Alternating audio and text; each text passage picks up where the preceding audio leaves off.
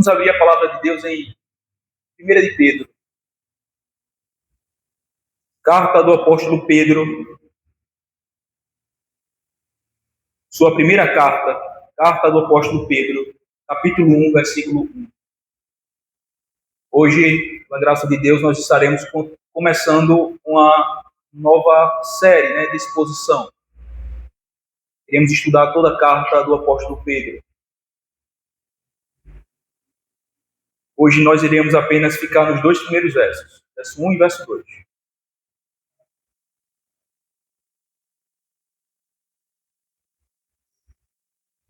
Diz assim, irmãos, a palavra do Senhor. Pedro, apóstolo de Jesus Cristo, aos eleitos que são forasteiros, da dispersão no Ponto, Galácia, Capadócia, Ásia e Bitínia, eleitos segundo a presciência de Deus Pai, em santificação do Espírito, para a obediência e a aspersão do sangue de Jesus Cristo, graça e paz vos sejam multiplicadas. Amém. Vamos orar ao Senhor. Pai bendito, santo e eterno,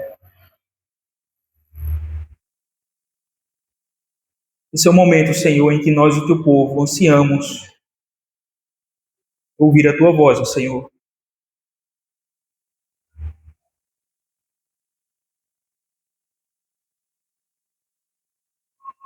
Nós pedimos a ti, Senhor, que tu nos seja gracioso, que fala o nosso coração através da tua palavra, a respeito das verdades, ó Senhor Deus, que existem no texto que nós lemos. Verdade essas, ó Senhor Deus, que nos encoraja, Senhor, que nos anima em meio ao sofrimento, como nós iremos ver. Pai, nós sabemos, ó Senhor, do grande desafio que é pregar a tua palavra. Da dificuldade, Senhor, devido a nossas muitas limitações, fragilidades, fraquezas.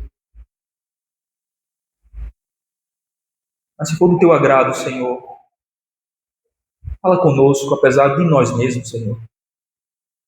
Não o que nós queremos ouvir, mas sim, Senhor Deus, o que nós necessitamos ouvir da tua parte. E o que esse texto tem nos ensinado, Senhor Deus, é algo tão glorioso, Senhor, tão maravilhoso, que é uma fonte de ânimo,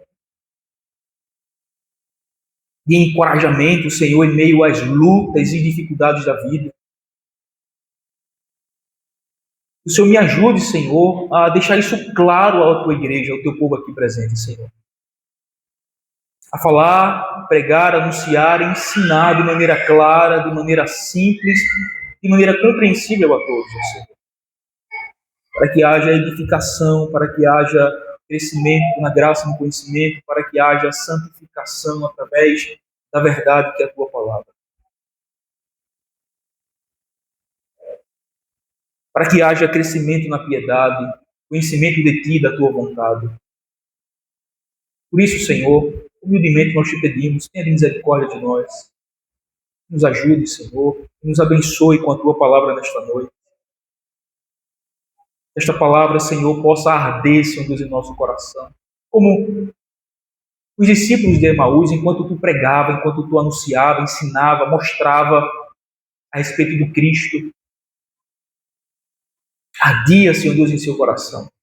Assim também, Senhor, que a tua palavra arda no nosso coração nesta noite, Senhor.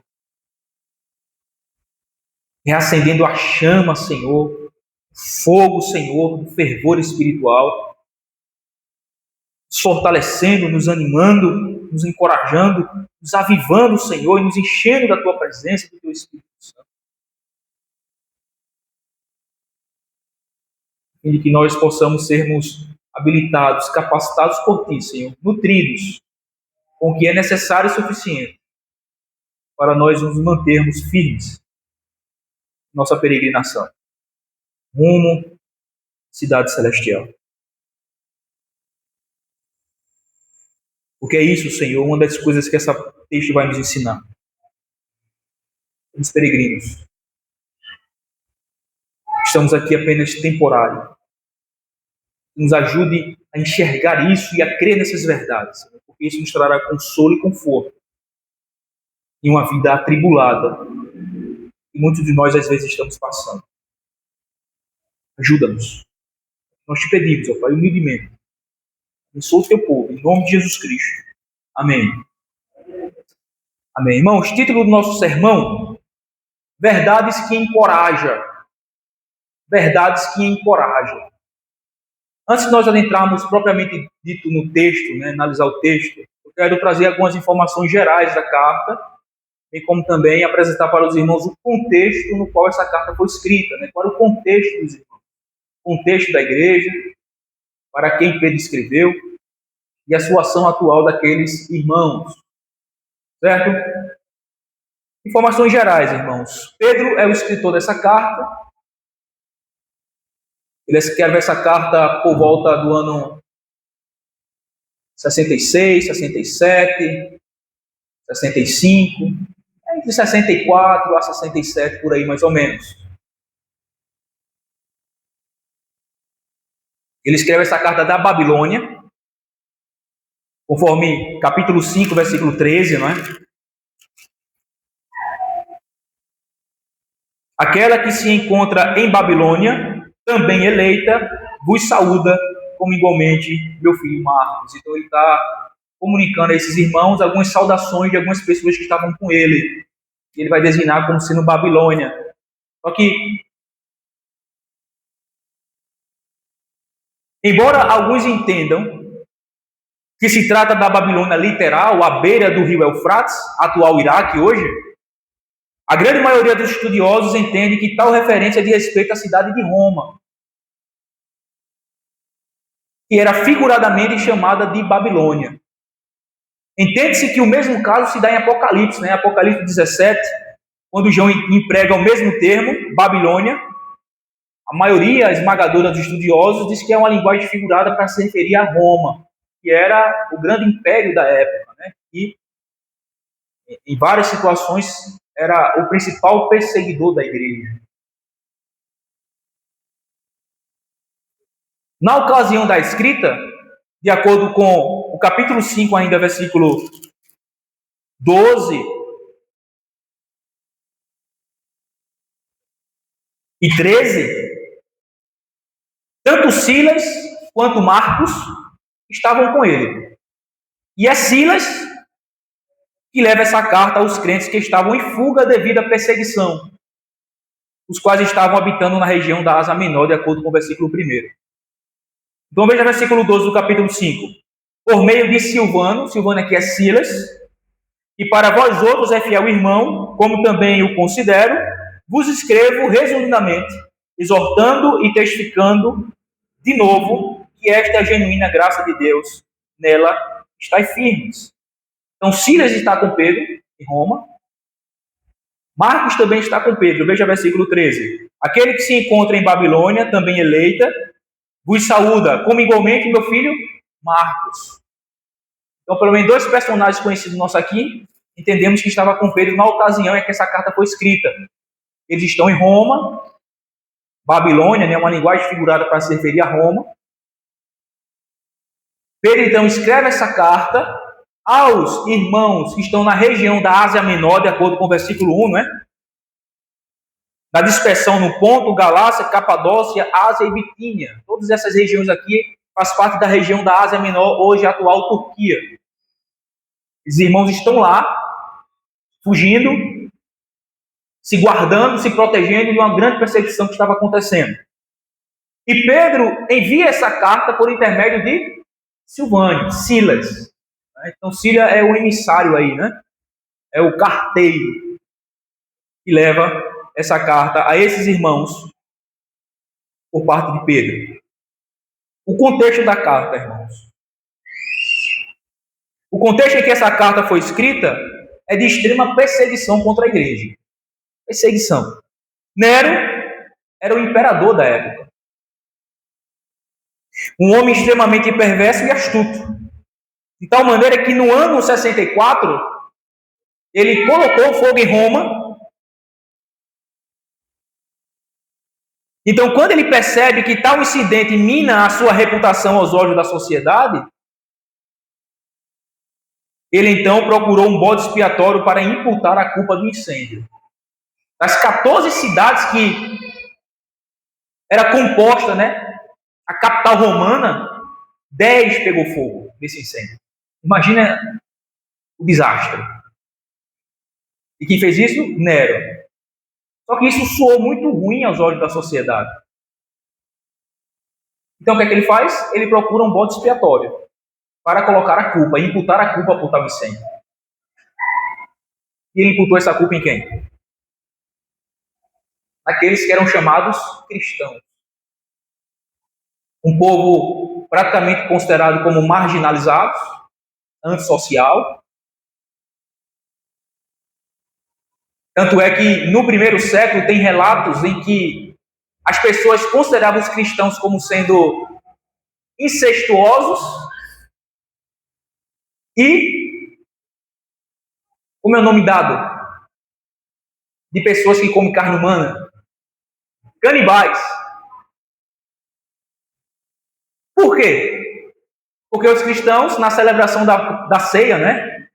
Este é o meu corpo que é dado por vós. Este é o meu sangue que é derramado por vós. Então, eles comiam o corpo e o sangue de Cristo, né? Evidentemente, figuradamente. Só que as pessoas da sociedade que não conhecia, não entendia essa expressão, passaram a acusá-lo de canibais. Comiam carne de gente, sangue de gente. Eram pessoas antissociais, né? Entre aspas. Porque eram pessoas mais reclusas. Outra acusação contra eles era que eles eram ateus. Imagina isso. Por que ateus? Porque enquanto toda uma sociedade greco-romana adorava vários deuses, os cristãos diziam, não, somente Jesus é o Senhor. Só adoravam muito a Cristo. Ia contra a cultura, contra os princípios da sociedade. Então era um povo completamente mal visto aos olhos da sociedade. Nero, então, aproveita essa oportunidade e o que é que faz? Imputa. Acredita na conta dos cristãos a culpa por tal incêndio. E destrói 10 das 14 cidades que compõem a capital. E em virtude disso, irmãos, pela culpa que ele imputa aos cristãos pelo incêndio, começa uma grande perseguição. De acordo com o capítulo 5, no versículo 9, a igreja, em todo o mundo conhecido, passava por um período de grande provação. Veja 5:9. Resiste-lhe firmes na fé. Pedro escrevendo a eles. Resiste-lhe firme na fé. Certo de que sofrimentos iguais aos vossos estão se cumprindo na vossa irmandade espalhada pelo mundo. Então veja a amplitude da perseguição contra os cristãos. Onde quer que havia um crente, lá tinha perseguição. Em lugares de maneira mais intensa, em outros lugares de maneira mais amena. Mas o ponto é que onde houvesse um cristão, a comunidade cristã, uma igreja, eles estavam passivos de perseguição por parte dos pagãos, sobretudo do Império Romano. Parecia que o fim havia chegado. Cristãos eram queimados todas as noites, irmãos, no jardim de Nero. Realmente parecia que o diabo, como um leão que ruge, de acordo com 5:8 dessa mesma carta, estava a ponto de devorar a igreja. Assim, irmãos, essa carta nasceu na atmosfera do sofrimento, pouco antes do martírio do próprio Pedro, em que ele exortava os cristãos a não achar estranho que tivesse que sofrer, lembrando-lhe que Cristo realizou sua obra através de muito sofrimento. Então, Pedro escreve essa carta com o propósito de encorajar os irmãos a manterem-se firmes na fé em meio ao sofrimento. Esse é o propósito principal dessa carta. Encorajar os irmãos a manterem-se firmes na fé em meio a um grande sofrimento, a grande tribulação, a grande perseguição em que a igreja estava sofrendo. Então é dentro desse contexto de perseguição, de sofrimento, de ter que fugir, de ter que se esconder, de ser mal visto, mal compreendido pela sociedade, de ser culpado por aquele grande incêndio da capital de Roma, que desencadeou tal perseguição, é que Pedro então escreve essa carta, né? Ele já está pertinho aqui também do seu martírio em Roma, que se deu por volta do ano 68. Então, pouco antes disso é que Pedro escreve essa carta. Então, agora nós iremos entrar no texto propriamente dito, tendo esse pano de fundo, tendo esse contexto bem claro em nossa mente, para que nós possamos compreender, irmãos, o que o texto tem a nos ensinar. Então, irmãos, depois que Pedro então escreve essa carta com o propósito de encorajar os irmãos a manterem-se firmes na fé em meio aos sofrimentos. Então ele começa essa carta em seu prefácio e saudação, versículo 1 e 2, trazendo a lembrança a estes irmãos de quem eles são em Cristo. Com que objetivo? A fim de encorajá-los a manterem-se firmes em meio ao sofrimento. Então, por isso que eu intitulei essa mensagem aqui, Verdades que Encorajam, porque é o que Pedro vai fazer aqui nessa primeira parte. Nessa saudação, nesse prefácio, o que Pedro vai fazer é trazer algumas verdades fundamentais, essenciais, à lembrança daqueles irmãos que estão passando por perseguição, a fim de consolá-los e encorajá-los no meio de tal sofrimento. Então, em primeiro lugar, a primeira verdade que Pedro traz à lembrança desses irmãos perseguidos. Aí no versículo 1. Pedro, apóstolo de Jesus Cristo, aos eleitos que são forasteiros da dispersão no Ponto, Galácia, Capadócia, Ásia e Bitínia. Qual é a primeira verdade que Pedro traz à lembrança desses irmãos, de quem eles são em Cristo? Que eles são forasteiros. Eles são forasteiros. Aos eleitos que são forasteiros. A palavra também pode ser traduzida como peregrinos. Diz respeito a alguém que está apenas de maneira temporária passando por determinado lugar. Então por exemplo, assim, é alguém que é cidadão da Argentina, mas está passando aqui pelo Brasil, rumo à Argentina. Então ele era um peregrino, ele era um forasteiro. Ele estava em uma terra que não era a dele. Ele não era cidadão dessa nação que ele se encontra. Então esse termo peregrino ou forasteiro era usado para designar alguém que estava ali de maneira temporária. Então o que é que Pedro está falando a esses irmãos? Vocês são forasteiros, lembrem disso. Lembrem que, apesar do sofrimento, apesar da tribulação, apesar das aflições que vocês estão passando, lembrem de algo. Aqui não é a terra de vocês. Aqui não é a sua pátria definitiva e final. Vocês são peregrinos, vocês são forasteiros. Vocês estão apenas aqui por um momento. Então, tenha isso em mente. Então, esse é o que Pedro está falando, irmãos, a esses irmãos. Estão em meio a grande tribulação e sofrimento por conta da fé em Cristo. Vocês não são daqui. O sofrimento que vocês estão passando, a aflição que vocês estão sofrendo, a perseguição ferrenha por parte dos inimigos que vocês estão sentindo na pele, o espólio de bens, muitos sendo presos, torturados, mortos, queimados vivos em postes, entregue às feras. Lembrem, isso é apenas momentâneo, isso é apenas passageiro, isso é apenas por um momento, porque a nossa pátria não é esta, a pátria de vocês não é esta terra.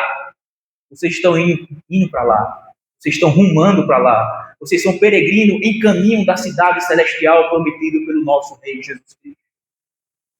Ó irmãos, e porventura isso não é uma verdade que encoraja-nos?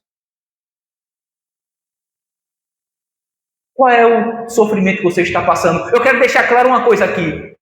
E os sofrimentos que qualquer um de nós aqui estejamos passando não se compara com o sofrimento que esses irmãos estavam. Por conta da fé em Cristo. presos, perseguidos, caçados como animais e, quando alcançados, torturados. Muitos eram banhados de piche, pendurados em um poste e queimava vivo para iluminar o jardim de Nero, as ruas de Roma. Nenhum dos sofrimentos que estamos passando hoje no presente é comparado com o sofrimento que esses irmãos estavam passando. Mas o princípio e a verdade é a mesma. Independentemente do sofrimento que você esteja passando, independentemente da tribulação, das dificuldades que a vida tem lhe trazido, não desespere-se. Mantenha-se firme. Você é um peregrino nessa terra, você é uma peregrina, você é um forasteiro, a sua pátria não é aqui, embora esteja difícil, embora esteja pesado, embora esteja doendo o sofrimento, o tipo, a causa, qualquer que seja. Mantenha-se firme. Anime-se. O sofrimento nos ensina duas coisas. Ele nunca é em vão, nunca é para sempre, para você que está em Cristo. Então essa é a primeira verdade que o apóstolo Pedro, irmãos, nos ensina aqui. É que nós somos forasteiros e peregrinos em terra estranha. É que nós não devemos desanimar, não devemos nos desesperar, não devemos chutar o pau da barraca se o sofrimento que nós estamos passando esteja sendo pesado demais. Não é pesado demais. Preste atenção, olha o que esses irmãos estavam passando. Você nunca sequer foi xingado pelo nome de Cristo. Esses irmãos estavam sendo mortos e torturados, e caçados como animais. Então, irmãos, em termos de comparação e de intensidade, o nosso sofrimento é pouco demais se comparado com esses nossos irmãos que sofreram no primeiro século e com muitos dos nossos irmãos que hoje, no presente, estão sofrendo em alguns países. E nem por isso eles estão desesperados chutando o pau da barraca, porque eles têm a consciência, e essa é a verdade que nós devemos estar sempre claro em nossa mente, irmão. Vivemos aqui, mas não somos daqui. Estamos aqui de maneira temporária, passageira, momentânea. A nossa pátria, ainda nós iremos chegar lá. Então, independentemente do seu sofrimento, da sua tribulação, não se desespere. Mantenha-se firme. Continue seguro na sua fé e na sua peregrinação cristã. Porque é isso que você é em Cristo. Um forasteiro, isto é, um cidadão que apenas está passando por aqui, rumo à sua verdadeira pátria celestial. Essa é a primeira verdade, irmãos. Segundo lugar, Pedro traz a eles a lembrança de que não apenas eles são forasteiros, peregrinos, e que isso é uma verdade que encoraja e que anima eles no meio da tribulação. Mas também Pedro os chama de eleitos. E na qualidade de eleitos, Pedro diz uma verdade, que eles são amados. Eles são amados. Veja a primeira parte do versículo 2. Pedro, apóstolo de Jesus Cristo, aos eleitos que são forasteiros, da dispersão no Ponto, Galácia, Capadócia, Ásia e Bitínia, eleitos segundo a presciência de Deus Pai. Isso aqui precisa ser explicado, porque às vezes traz uma confusão no meio da igreja. Evidentemente que a gente aqui que tem um segmento, né, já uma doutrina, entendemos perfeitamente como é que se dá essa eleição. Mas em alguns círculos evangélicos, até irmãos nossos mesmo, eles entendem a eleição de uma maneira diferente da que nós entendemos. Eles entendem a eleição com base na presciência de Deus, mas interpretam a presciência de maneira equivocada. Quando Pedro está falando aqui de presciência, nós somos eleitos segundo a presciência, essa palavra é pré-conhecimento. que diz respeito a um amor eletivo desde a eternidade por parte do Pai em respeito a pecadores caídos. A questão é, Deus não olhou no corredor da história lá na frente e viu que Rony iria crer e por isso elegeu ele, escolheu ele para a salvação. Não é assim. Deus elegeu já lá na eternidade, antes da fundação do mundo, sem considerar a pessoa, o mérito, porque não há. Mas a eleição está baseada no seio e no caráter de Deus, em seu amor, em sua graça, em sua soberania e a sua benevolência livre para com qualquer um que ele queira exercer. Então, presciência aqui não é que Deus olhou no corredor e viu quem ia crer para depois escolher. Ao contrário, de respeito aqui ao amor eletivo de Deus antes da fundação do mundo em relação a pecadores que ele escolhe para a salvação em Cristo Jesus. Resumindo, ele não olha e vê quem vai ter fé para quem Cristo, então escolhe. Ao contrário, ele escolhe lá na eternidade e no tempo e no espaço a pessoa crê. Ou seja, a fé é o efeito da eleição e não a causa dela. A ordem é o seguinte: somos eleitos e predestinados em Cristo para a salvação lá na eternidade. No tempo nós somos chamados, regenerados, nos arrependemos, cremos. Então somos justificados, perdoados e salvos. Ou seja, chamado, regeneração, arrependimento, fé e justificação, todas essas coisas, na ordem da salvação, como nós já estudamos, não é a causa da eleição, mas é o efeito dela, é o resultado da eleição lá na eternidade. Então, quando Pedro está falando aqui de presciência, ele não está falando a respeito de algum ato que um pecador iria fazer no futuro que causaria a escolha de Deus em relação a ele.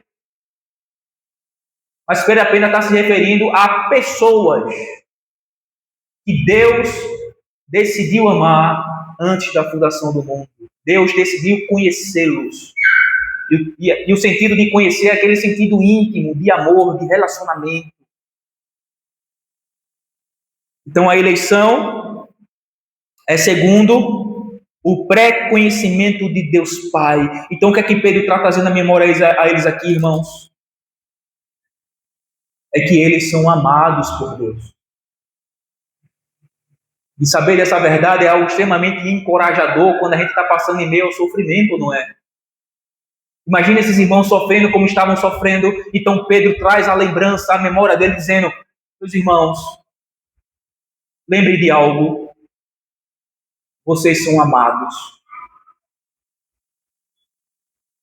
E esse amor não está fundamentado naquilo que vocês são, ou fazem, ou deixam de fazer. Vocês são amados apesar de vocês. Deus amou vocês incondicionalmente antes da fundação do mundo em Cristo Jesus e os escolheu para a salvação nele. Então fiquem firmes. O fato de você estar passando por diversas e intensas provações e sofrimentos não é evidência de que vocês não são amados por Deus. Não. As circunstâncias, irmãos, da vida não definem quem nós somos diante de Deus.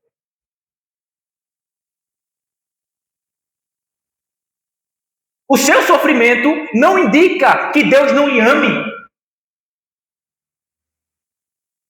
Não indica que Deus lhe rejeitou.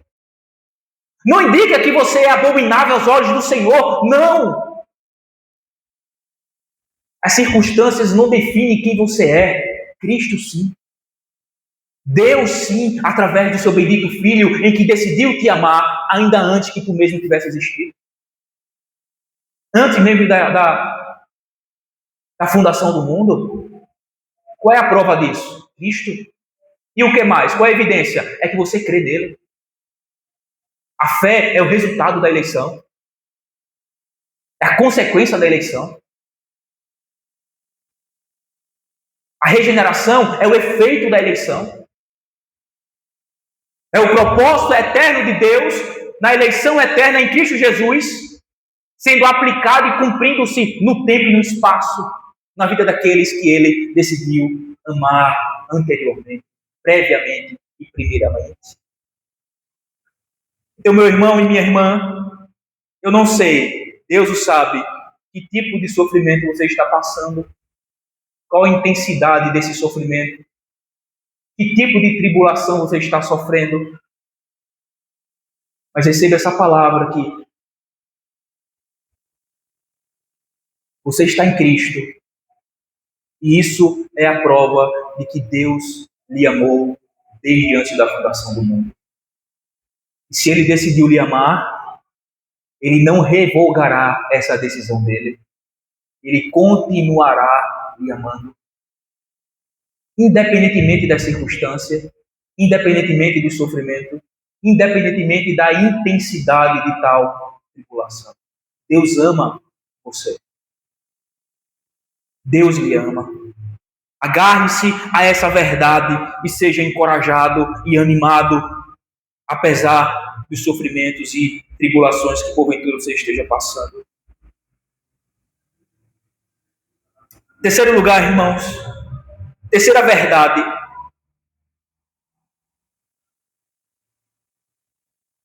Que Pedro afirma a esses irmãos, a fim de encorajá-los, de animá-los em meio à tribulação, é que eles são regenerados pelo Espírito. Veja, é o efeito, né? Vocês são amados, vocês então são regenerados. Parte B do versículo 2. Eleitos segundo a presciência de Deus Pai, em santificação do Espírito. A gente não deve entender aqui essa santificação como sendo aquele processo que acontece na vida de um cristão. Mas essa santificação aqui diz respeito à purificação no momento da regeneração. Nós somos purificados, nós somos santificados, nós somos separados para Deus. Esse é o sentido dessa expressão aqui nesse texto que Pedro emprega. Pedro aqui não está se referindo à santificação progressiva na vida do crente, mas ele está fazendo aqui uma referência, quando ele usa esse termo de santificação, como aquele que foi separado em virtude da regeneração do Espírito na vida daqueles que Deus amou desde a eternidade. Na vida dos eleitos de Deus.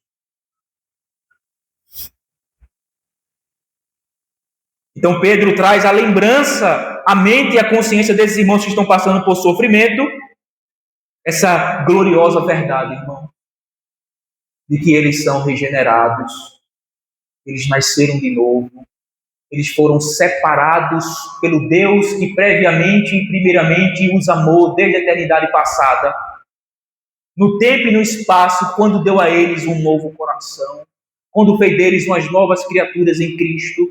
E isso é a garantia, é a segurança de que eles são de Cristo, de que eles estão habitados com o Espírito, de que Deus os preservará até o fim. E, portanto, eles deveriam perseverar firmes na caminhada e na peregrinação cristã, independentemente das tribulações. Talvez você pergunte, pastor, qual é a prova de que eu sou amado por Deus, de que eu fui eleito segundo o seu grande amor eterno antes da fundação do mundo? É o fato de você ser regenerado, meu irmão. Você não é um novo nascido. Você não é uma nova criatura em Cristo. Sou. Se você nasceu de novo e foi selado com o Espírito Santo da promessa, você é dele. E não há nada no céu, na terra ou embaixo da terra que tenha poder de te arrancar das mãos dele. Como Paulo fala em Romanos capítulo 8, eu estou absolutamente certo que nem a altura, nem a profundidade, nem as potestades, nem o inferno, nem a morte, nada poderá nos separar do amor de Deus que está em Cristo Jesus, nosso Senhor. Seja a fome, seja a espada, seja o sofrimento ou a perseguição, nada, absolutamente nada, meu irmão, poderá separar você de Deus em Cristo.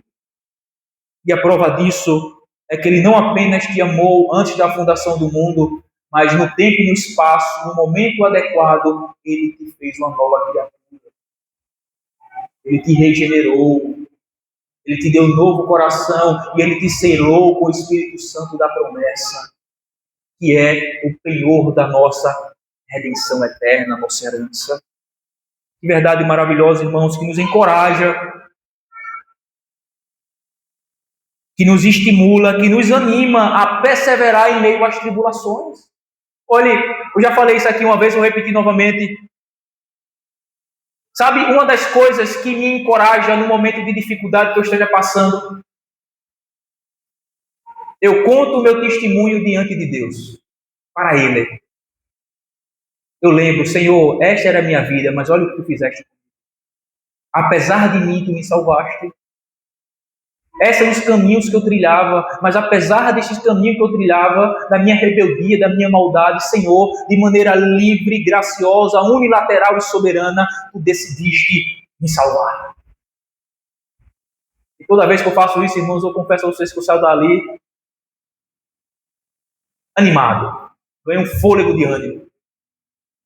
Quando eu paro em oração, diante de Deus, e lembro quem eu era, e o que Ele fez na minha vida. Me fez uma nova criatura. Me deu um novo coração. Mudou a minha mente. Deus me deu um novo nome e pôs em minha boca um novo canto. Isso nos encoraja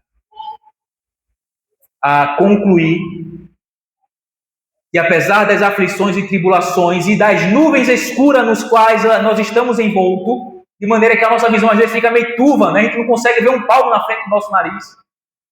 Isso faz com que muitas vezes a gente quer chutar o pau da barraca ou entrar em desespero, mas quando a gente para, se acalma e ora e pensa e medita o que Deus fez em nós.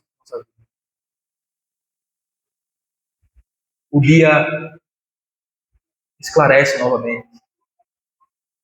A sensatez, a razão, o ânimo, a alegria toma conta de nós novamente. Por perceber tão grandiosa obra que Deus fez na nossa vida. E, portanto, se Ele fez isso, não devemos entrar em desespero quando estamos no meio da tribulação, da aflição, ou qualquer que seja o sofrimento. Ele regenerou você. Ele santificou você com o Espírito, pelo Espírito, e fez de você uma nova criatura, meu irmão e minha irmã. Portanto, mantenha-se firme na peregrinação. Continue com os olhos fitos em Cristo. Não desanime. Não entre em desespero. E então, para concluir, Pedro então lembra a esses cristãos o objetivo da eleição deles. Qual o objetivo da eleição deles? Está aí no finalzinho do versículo 2. Para a obediência e a expiação do sangue de Jesus Cristo, graça e paz vos sejam multiplicadas. Aqui ele fala exatamente aquilo que a gente já antecipou. Fomos eleitos para a obediência. E o sentido aqui da obediência é da fé em Cristo, da obediência ao Evangelho, da obediência no sentido de crer, confiar, obedecer a respeito daquilo que Ele fez em nosso favor. E a aspersão do sangue de Jesus Cristo. Existem algumas interpretações, mas a mais provável aqui, dessa questão da aspersão, era um termo que era usado no Antigo Testamento para algo quando estava sendo consagrado para o uso do Senhor. Então era aspergido, né? O sangue, o óleo derramado, azeite. Então, de respeito à consagração. Então, veja aqui o propósito ou o objetivo da eleição de Deus em ter amado pecadores antes da fundação do mundo em Cristo Jesus, no tempo e no espaço, regenerou ele pelo Espírito, foi para que este, então, fosse habilitado, capacitado para crer em Cristo e para viver uma vida consagrada a Ele. Você foi aspergido com o sangue de Jesus, isto é, você foi purificado, você foi limpo, você foi perdoado, então você foi consagrado, chamado, habilitado e capacitado a viver para Ele. O objetivo da eleição é exatamente isso: habilitar você, suprir você com o que é necessário e suficiente para que você possa crer nele.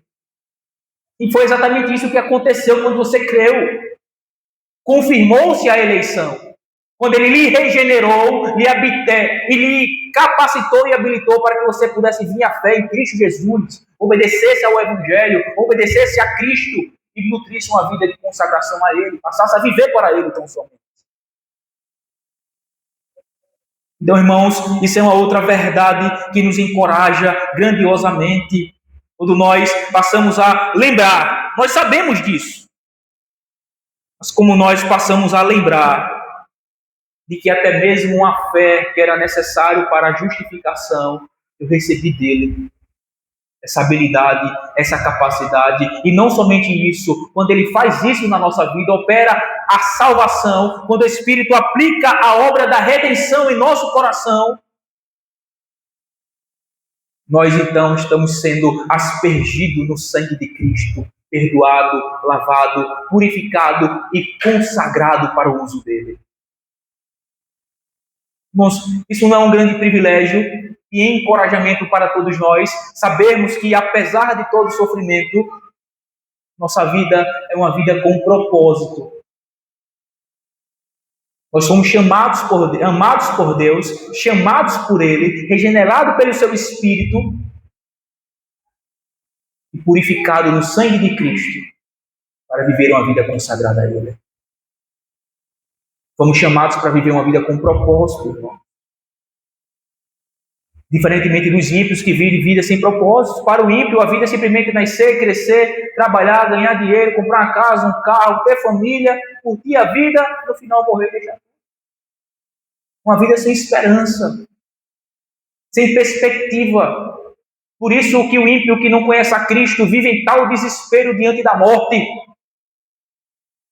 Porque ele não tem segurança e esperança nenhuma, enquanto o cristão diante da morte, como é o caso desses aqui, diante de perseguição, diante de sofrimento, diante de perigo de prisão e de morte, por conta da fé em Cristo, eles tinham esperança, eles já tinham sido purificados no sangue de Cristo, perdoados, estavam seguros e chamados a viver uma vida consagrada a Ele. Se você está em Cristo, meu irmão e minha irmã, essa é a realidade da sua vida.